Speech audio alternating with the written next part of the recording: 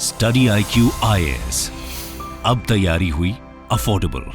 Hello दोस्तों, नमस्कार। स्वागत है आप सभी का स्टडी IQ पे। मैं हूं आपका दोस्त एजुकेटर दीपांशु सिंह और आज हम लोग बात करने वाले हैं क्या होने वाली है तबाही गोवा और महाराष्ट्र और आसपास के राज्यों में। जी हां, क्या गोवा, कर्नाटका और महाराष्ट्र फेस करने वाले हैं रैथ ऑफ बीपर जॉय। बड़ा ही आयरॉनिकल है दोस्तों ये कि नाम है बीपर जॉय, नाम में आता है जॉय, बट एक्चुअली में अगर आप इसकी रियल मीनिंग समझेंगे तो ये कुछ और ही है। तो दोस्तों हम बात कर रहे हैं आने वाले इस चक्रवात और साइक्लोनिक स्टॉर्म बीपर जॉय के बारे में, जो कि अफेक्ट करने वाला है अरेबियन सी की कोस्ट को। और दोस्तों सबसे महत्वपूर्ण बात यहां पे ये भी है कि ये गोवा, कर्नाटका, महाराष्ट्र के राज्यों को सिर्फ अफेक्ट नहीं करेगा, ये अफेक्ट करने वाला है पूरे इंडिया के साउथ वेस्ट मानसून को। दोस्तों के जैसा कि आप जानते हैं इस समय साउथ वेस्ट मानसून विंड्स जो हैं वो काफी तेजी से हमारे जो मेन लैंड इंडिया है उसकी तरफ बढ़ रही हैं। लेकिन जैसा कि आप देख सकते हैं इस चक्रवात के डेवलपमेंट की वजह से, इस साइक्लोन के डेवलपमेंट की वजह से ये विंड्स को अपनी तरफ खींच लेगा, जो कहीं ना कहीं हमारे मॉनसून को डिले कर सकता है। हमारे जो इतनी ज्यादा भीषण गर्मी पड़ रही है in the main plain areas, वो काफी ज्यादा अफेक्ट होंगे और साथ साथ उसके साथ एग्रीकल्चरल प्रोडक्ट्स और एग्रीकल्चरल प्रोड्यूस जो है, फार्मर्स क्रॉप्स जो है, वो भी कहीं ना कहीं इससे अफेक्ट होती हुई नजर आ रही हैं। तो आईएमडी ने वार्निंग इशू किया है, साइक्लोनिक स्टॉर्म बीपर जॉय जो है वो डेवलप हुआ है अरेबियन सी की साइड, वो अफेक्ट कर सकता है। और सबसे बड़ी बात क्या है कि ये काफी तेजी से बढ़ रहा है और ये कन्वर्ट हो सकता है into a very severe cyclonic storm. जी हाँ, इसमें माना जा रहा है कि इसकी wind speed 100 kilometre per hour से भी ज्यादा बढ़ सकती है और इस वजह से ये severe category of cyclonic storm में क्लासिफाई किया जा सकता है। तो इससे होने वाले जान और माल नुकसान का भी अगर आप देखें एनडीआरएफ और एसडीआरएफ को डिप्लॉय कर दिया गया है, बिकॉज ये कोस्टल एरियाज में काफी बड़ा इंपैक्ट छोड़ने वाला है। तो दोस्तों जैसे मैंने बताया कि नाम बीपर जॉय है, नाम में जॉय है, बट ये नाम बांग्लादेश ने दिया है और इसका एक्चुअली में मतलब जो होता है वो होता है कैलामिटी और डिजास्टर, जॉय को ले जाने वाला बीपर जॉय। तो ये नाम जो है वर्ल्ड मेट्रोलॉजिकल ऑर्गेनाइजेशन ने दिया है। आप अभी हम देखेंगे there are a list of cyclones, जिससे आप नाम भी बता सकते हो कि आने वाले साइक्लोन्स का नाम क्या पड़ने वाला है। तो ये नेम की जो लिस्ट है दोस्तों, ये वर्ल्ड मेट्रोलॉजिकल ऑर्गेनाइजेशन के साथ मिलके जो अलग अलग आपके ओशन बेसिन होते हैं वो लोग नेमिंग करते हैं। तो इंडियन ओशन में आप देखेंगे आईएमडी को रिस्पॉन्सिबिलिटी दी गई है, एस्कैप के साथ मिलके ये नेमिंग की जाती है। और अगर हम देखें तो साइक्लोन मोका के बाद अगला जो साइक्लोन है बीपर जॉय आया है। इसके बाद अगला जो साइक्लोन आएगा उसका नाम तेज रहेगा, फिर हमून रहेगा, मिदली रहेगा। तो ये नाम जो है कंट्रीज के याद रखिएगा, बिम पोस्ट कंट्रीज हैं। उसके अलावा आप देखेंगे कुछ कंट्रीज के लिस्ट बाद में नाम ऐड किया गया है इसमें, जैसे कि ईरान, येमेन, ये सारी कंट्रीज और यूनाइटेड अरब एमिरेट्स। और इनको आप देखेंगे the list has been added by adding Iran, Qatar, UAE and Yemen. तो पहले ये कंट्रीज का लिस्ट में नाम नहीं था, बट पहले जो कंट्रीज थी उनका नाम था बिम पोस्ट। तो ये निमोनिक से आप याद रख सकते थे, बट अभी ये लिस्ट एक्सपैंड हो गई है।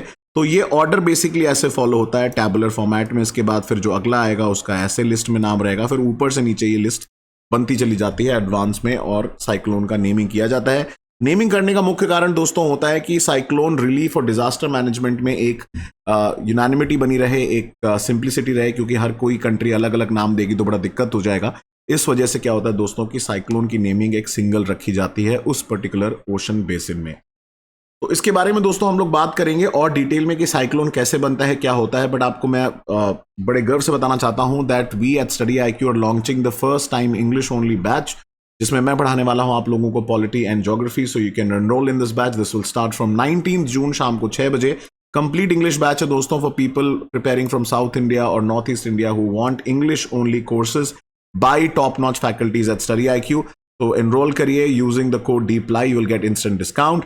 Apart from that, we are also launching P2I prelims to interview bilingual batch which has been going on. तो आपको पता है इसमें सारे एक्सपर्ट फैकल्टीज पढ़ा रहे हैं, उसके साथ भी आप जुड़ सकते हैं सेम प्राइस पे। So there is no such difference between English and Hindi batch pricing. और इसके साथ साथ आप ऑप्शनल कोर्सेज भी एनरोल कर सकते हैं in the combination using the code DEEPLY, right. So उसके अलावा आप मेरी अगर कोई गाइडेंस चाहते हैं, you can always reach out to me on my email ID and Telegram channels. तो दोस्तों ट्रॉपिकल साइक्लोन क्या होता है? तो जैसा कि आप जानते हैं ट्रॉपिकल साइक्लोन जनरली पानी पे बनता है और यहाँ पे गर्म पानी चाहिए, 26 डिग्री 26.5 डिग्री से ज्यादा का टेम्परेचर होना चाहिए और इसमें सिस्टम ऑफ ऐसे क्लाउड्स बनते हैं।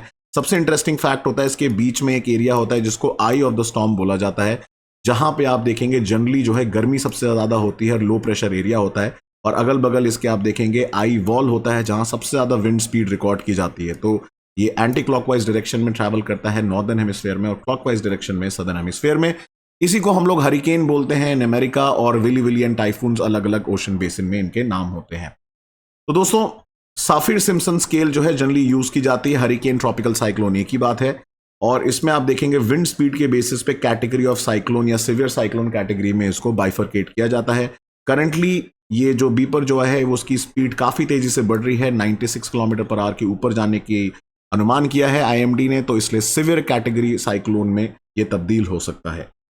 और अगर हम देखें दोस्तों हमारे इंडियन कोस्टलाइन को, तो काफी ज्यादा प्रोन है ये विद रिस्पेक्ट टू, अगर हम देखें टू साइक्लोनिक स्टॉर्म्स, स्पेशली जो हमारा ईस्टर्न कोस्ट है हमेशा अफेक्टेड रहता है। अभी हाल ही में उड़ीसा में बड़ी अनफॉर्चुनेट ट्रेन ट्रेजेडी हुई है, बट अगर आप देखें उड़ीसा, बंगाल, आंध्रा की कोस्ट हमेशा से वनरेबल रही है, वेरी हाई वनरेबल जोन में है, प्रोन जोन में है ऑफ साइक्लोनिक स्टॉर्म्स। उसके अलावा वेस्टर्न कोस्ट में इतना ज्यादा रेगुलर नहीं है। बट इंटरेस्टिंग बात यह है दोस्तों कि अब ये इंटेंसिटी और फ्रीक्वेंसी दोनों वेस्टर्न साइड पे बढ़ने लग गई है। उसका क्या कारण है उसके बारे में बात करेंगे, बट उसके पहले आप लोगों को यह जानना जरूरी है कि what are the favourable conditions for formation of tropical cyclones. गर्म पानी चाहिए, देखिए पहली बात तो एटमॉस्फेयर में थोड़ी इंस्टेबिलिटी चाहिए, ह्यूमिडिटी काफी ज्यादा होनी चाहिए, साथ साथ कोरलिस फोर्स इतनी हो कि वो रोटेशनल इफेक्ट इसको दे पाए, और अगर एक प्री एग्जिस्टिंग डिस्टर्बेंस ऑलरेडी है तो वो साथ साथ इसको काफी ज्यादा फायदा पहुंचाता है। But wind speed at different Heights, जिसको हम विंड शेयर बोलते हैं, वो कम होना चाहिए, नहीं तो आपका साइक्लोन डिसिपेट कर जाएगा। और जैसा मैंने बताया दोस्तों कि क्या ये फ्रीक्वेंसी और इंटेंसिटी ऑफ साइक्लोन्स बढ़ते चले जा रहे हैं, उसका कारण क्या है, तो ये एडजॉइनिंग एरियाज में आप देखेंगे बीपर जो है काफी सीवियरली अफेक्ट करने वाला है। कर्नाटका, केरला और गोवा के राज्यों में स्पेसिफिकली आप देखेंगे, महाराष्ट्र में भी इसको लेके एक वार्निंग इशू किया गया है। जो ये इसकी इंटेंसिटी है ये काफी ज्यादा है। इनफैक्ट अभी लास्ट टाइम ही आप देखेंगे नॉर्थ इंडियन ओशन में साइक्लोन मोका आया था, जिसने बांग्लादेश और म्यांमार में काफी तबाही मचाई थी। तो दोस्तों क्या ग्लोबल वार्मिंग कारण है, क्लाइमेट चेंज एक कारण है जिसकी वजह से ये साइक्लोन्स की इंटेंसिटी स्पेशली समर सीजन में बढ़ती चली जा रही है ऑन दी वेस्टर्न कोस्ट। अगर हम स्टडीज की बात माने तो ऐसा सही है, क्योंकि काफी सारी स्टडीज ने ये कंफर्म किया है कि क्योंकि ग्लोबल क्लाइमेट चेंज और ग्लोबल वार्मिंग हो रही है, उससे जनरली जो साइक्लोन्स हमारे ईस्टर्न साइड में आते थे बे ऑफ बंगाल में, कहीं ना कहीं उनकी इंटेंसिटी और फ्रीक्वेंसी अरेबियन सी की तरफ भी बढ़ती चली जा रही है, और ये हमारे आने वाले साउथ वेस्ट मानसून को भी इंपैक्ट करेगा।